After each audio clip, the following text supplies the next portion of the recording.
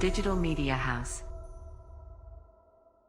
An HTML web page document has a standard element structure that consists of three main components: the document HTML version information, the document meta information, and the document body content.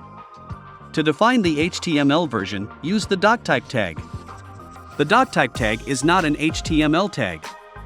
It is an information tag that tells the browser what version of HTML you are working with. Some HTML elements work with all versions of HTML.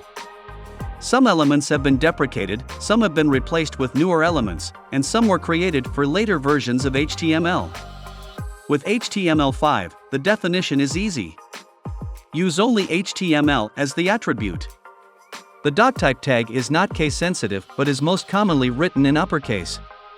To tell the browser where on the web page document HTML markup will be used, use the HTML element. The browser will then know that any elements nested inside its inner HTML are to be rendered as HTML, and not another markup language such as XHTML or XML. The head element is used to define the section in the HTML document, where you can further define more details about it, such as the title of the document, its description, and other details about the document. These elements are not seen on the website by the user. They are used by the web browser, web server, and other software to know information about the web page. The part of the web page a user can see is called the document body.